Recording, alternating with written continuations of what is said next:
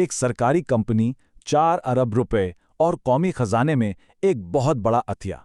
अच्छा, Pakistan national shipping corporation के इस एक फैसले के पीछे आखिर कहानी क्या है और इसका मुल्क के लिए क्या मतलब है? चलें आज इसी की गहराई में उतरते हैं। 4 अरब रुपए, ये कोई छोटी मोटी रकम नहीं है। ये वो अतिया है जो पाकिस्तान नेशनल शिपिंग कॉरपोरेशन ने सीधा प्राइम मिनिस्टर के किफ़ायत शुआरी फंड में जमा कराया है। सच पूछें तो इस रकम का हुजूम ही इस पूरी कहानी को गैर मामूली बना देता है। तो असल सवाल ये बनता है कि भाई सिर्फ एक सरकारी दस्तावेज से हम कौमी सतह पर फैसलों और तरजीहात के बारे में क्या समझ सकते हैं। आज की हमारी सारी गुफ्तगू इसी एक सवाल के गिर्द घूमेगी। ये है वो दस्तावेज जिस पर आज हमारी सारी तवज्जो है। ये 25 मार्च 2026 को पीएमएससी की तरफ से पाकिस्तान स्टॉक एक्सचेंज को भेजा गया एक सरकारी खत है। आप कह सकते हैं कि इस एक सफ़े में पूरी कहानी छुपी हुई है।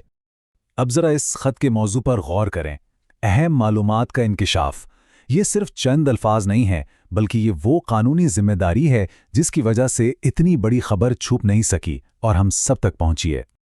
तो ये अहम मालूमात आखिर होती क्या है? देखें, मालियाती दुनिया में इसका सीधा मतलब है कोई भी ऐसी खबर जो सरमायाकारों के फैसलों को बदल सकती है, और इसीलिए कानूनन ऐसी किसी भी मालूमात को पब्लिक करना ज़रूरी होता है।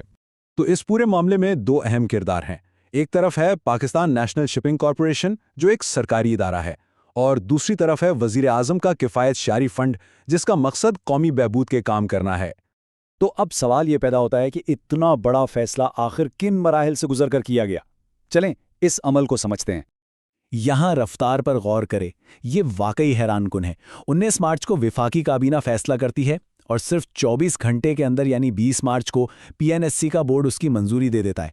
ये जाहिर करता है कि जब आला सतह पर कोई फैसला हो जाए तो अमल दरामद कितनी तेजी से हो सकता है। ये पूरा अमल ऊपर से नीचे की तरफ आया, मतलब फैसला वफाकी काबीना ने किया, उसे वजारत बाहरी अमूर के जरिए पीएनएससी तक पहुंचाया गया और फिर पीएनएससी के बोर्ड ने इस पर अमल किया। हर इदारे का किरदार बिल्कुल वाज़ेह है। अच्छा, अब आते हैं इस सवाल पर कि सरकारी तौर पर इस अतिये का मकसद क्या बताया गया है। खत में साफ साफ लिखा है कि ये अदायगी कारपोरेट सोशल रिस्पॉन्सिबिलिटी यानी सीएसआर के तहत की गई है। ये एक बहुत अहम नुक्ता है जिसे सरकारी जवाब के तौर पर पेश किया गया है। तो सीएसआर का मतलब है कि कंपनियां सिर्फ मुनाफा कमाने के लिए काम नहीं करती, बल्कि उन पर मुआशरे की भलाई की भी कुछ जिम्मेदारियां होती हैं। पीएनएससी के इस इक़दाम को इसी फ्रेमवर्क में पेश किया गया है। खत में एक और बहुत दिलचस्प जुमला है, मुल्क की मौजूदा सूरत-ए-हाल के पेश नज़र। अब यह सूरत-ए-हाल क्या है इसकी कोई वजाहत नहीं की गई, लेकिन इशारा बिल्कुल साफ है कि यह फैसला सिर्फ कॉरपोरेशन का नहीं बल्कि वसीतर कौमी हालात को देखकर किया गया है। तो इन तमाम तफसीलात का बड़ा मतलब क्या निकलता है? चलें अब इस एक अतिये से आगे बढ़कर ज़रा बड़ी तस्वीर को देखते हैं। इस पूरे वाक़े का खुलासा या निचोड़ यह है कि एक सरकारी कारोबारी इदारा अपने वसाइल को बराह रास्त अवामी फलाह बहबूद के लिए बने एक फ़ंड में मुंतकिल कर रहा है। ये सरकारी इदारों के किरदार के हवाले से एक बहुत अहम पेशरफ्त है। और यहीं से हमें एक बहुत बड़े सवाल का सामना करना पड़ता है। क्या ये एक मुनफरिद वाक़या है या ये दीगर सरकारी इदारों के लिए एक नई मिसाल बन जाएगा? क्या अब हम मुनाफा बख्श सरकारी कंपनियों को कौमी फलाही कामों में बराह रास्त हिस्सा डालते देखेंगे? ये वो सवाल हैं जिसका जवाब तो आने वाला वक्त ही देगा।